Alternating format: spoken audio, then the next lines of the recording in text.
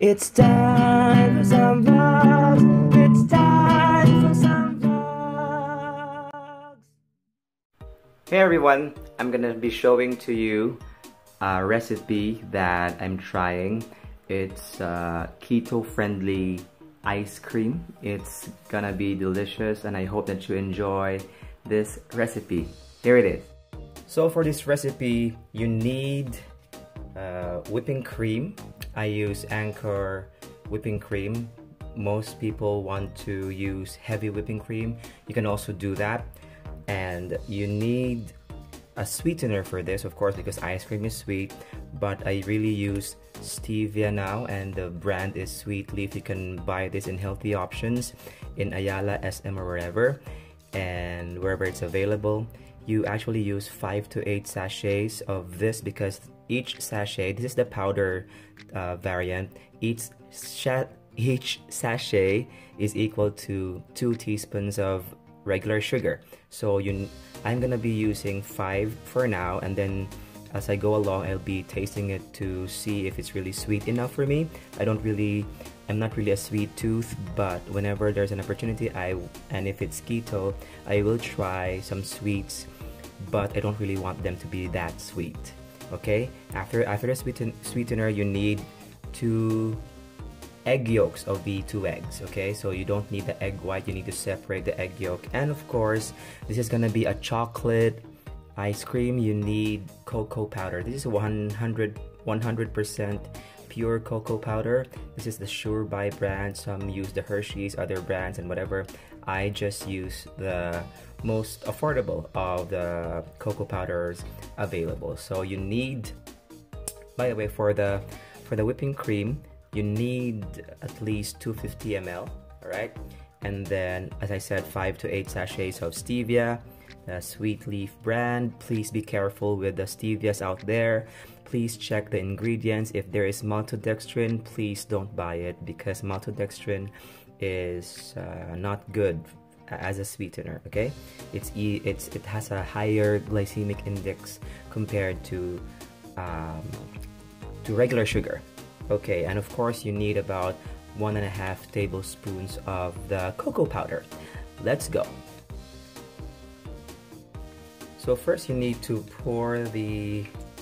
you need a saucepan for this. I forgot about the saucepan or whatever. You need to empty the 250 ml heavy whipping cream or whipping cream, whatever you like, and then you just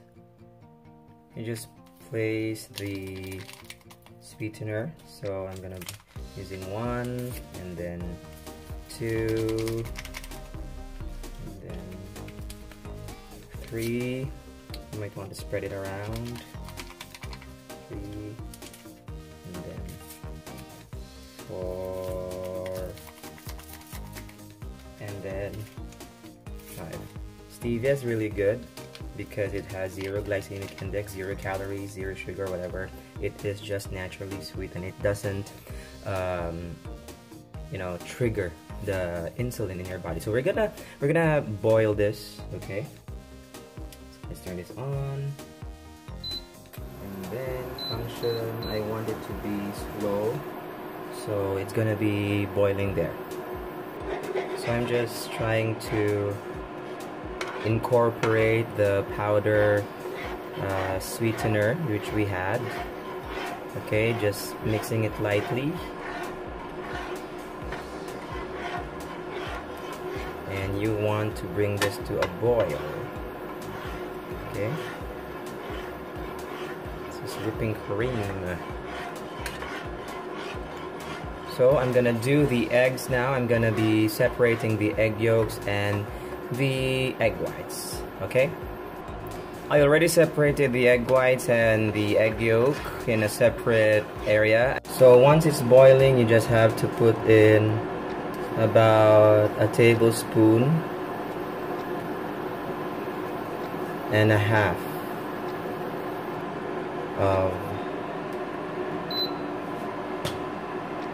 of the cocoa powder, and then you just try to mix it as much as you can.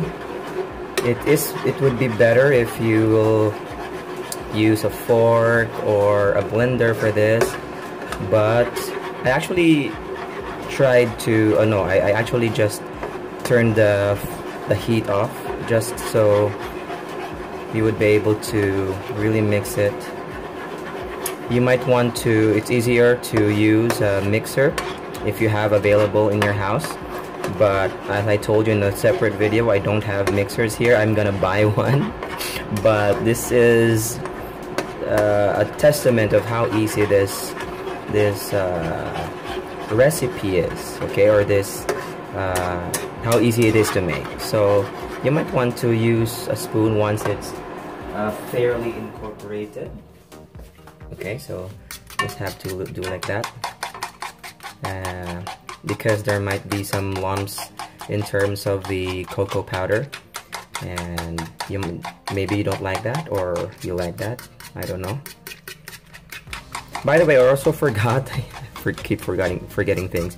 I forgot to tell you that you also need at least a half of a teaspoon of vanilla for this. So just prepare vanilla. You need vanilla because vanilla is amazing.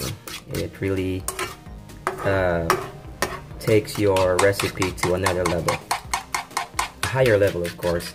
So, right, just to make sure there are really no lumps. Okay, I think this, I also try to taste it.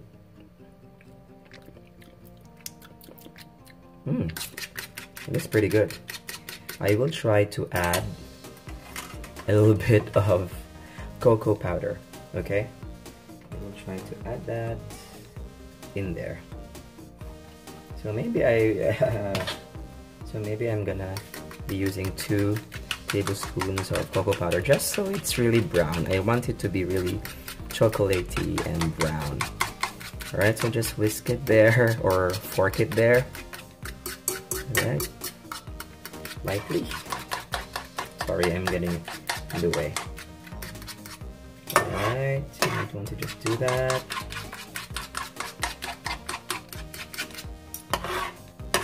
I'm really doing this manually, you know, and it's actually very easy to do.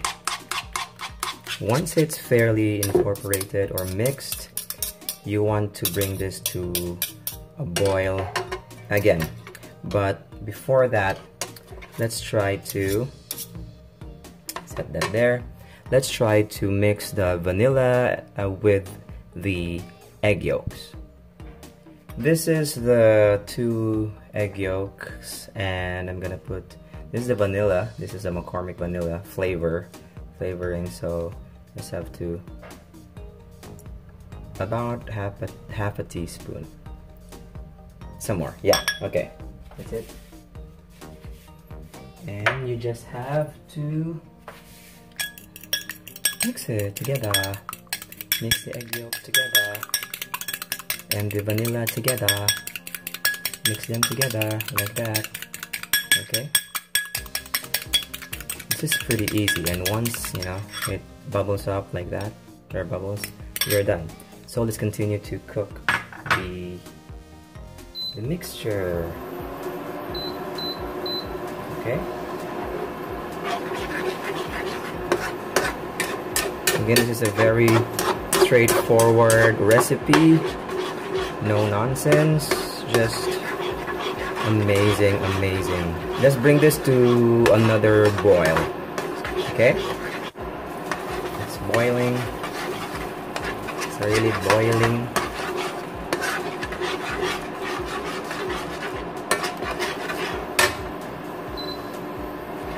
So it's really just boiling, guys. I turned up the heat just so to keep on boiling. And I really love to cook using minimal stuff because I don't have a very nice kitchen. I don't have really good tools for like compared to other people, but you know, I just really wanted to show you that you can actually do this with minimal tools. Alright, so I think this is good. Okay, let's let this cool down a bit, because when you mix this, if you mix hot with the egg yolk, you might cook the egg yolk, and that will not be good. Okay, that will not be good, you guys. So let's wait for a few minutes for it to cool down. Okay. Right, so the mixture that we cooked earlier is fairly cool. It's not really that cool. It's still a little bit warm. So we're just gonna put this right into the egg mixture slowly, okay, at a time, not the whole thing. So we're just gonna put it here, a little bit there. After that, we are going to just whisk it, okay, in the egg mixture like that. Just have to incorporate it, like really incorporate it really well. Of course, again, you could use a blender or a tool to mix everything smoothly, but again, this is just a little bit of a hack for you guys. You don't really need a fancy kitchen tool to create ice cream, and you don't need all of that. Okay, just gonna make this three times, you know, adding it the third time. This is the second time, so you just have to, you know, just incorporate it, swirl it around like that, twist it a bit until, so you can also like really whisk it faster. I'm just using a spoon, okay? I'm just using a spoon. Yep. Last one.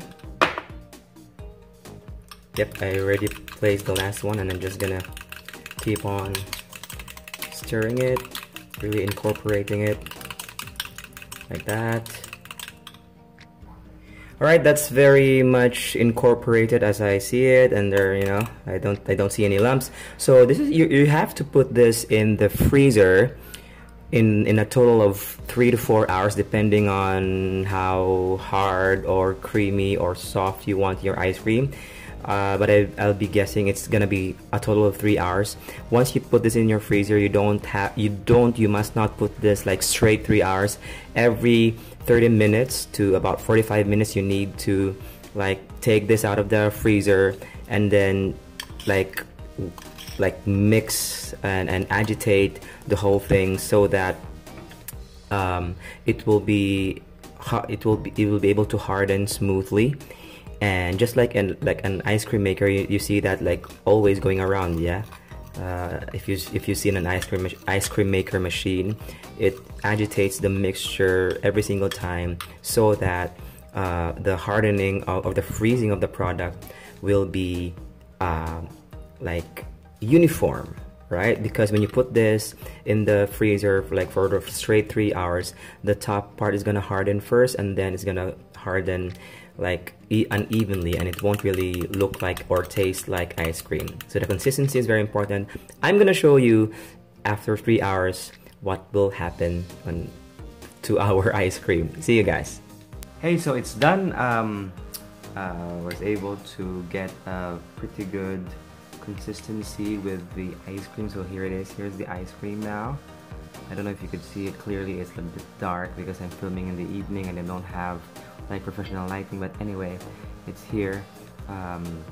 It's been 3.5 hours, so it's like gooey. It's not dropping, like, you know. So I'm just gonna take a taste it. I've been tasting it earlier though. Wow, that is legit ice cream. It's thicker than most ice creams that you buy, but still, it's ice cream. You should try this, guys. The ingredients are like pretty, like below 5 ingredients, and it's so easy to do,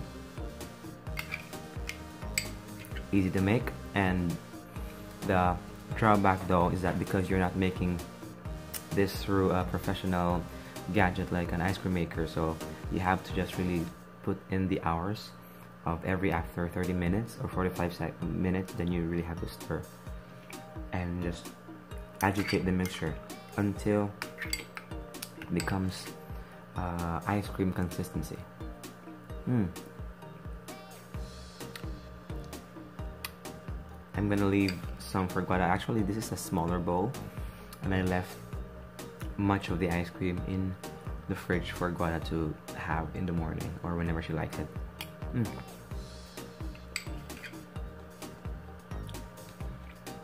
Big kayo.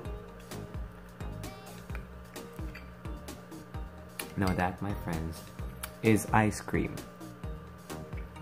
Keto friendly, high fat, zero sugar. I don't know how much carbs. I didn't really compute, but it is really a nice way to still get, you know, satisfy your sweet tooth and stay faithful to the keto macros. Okay,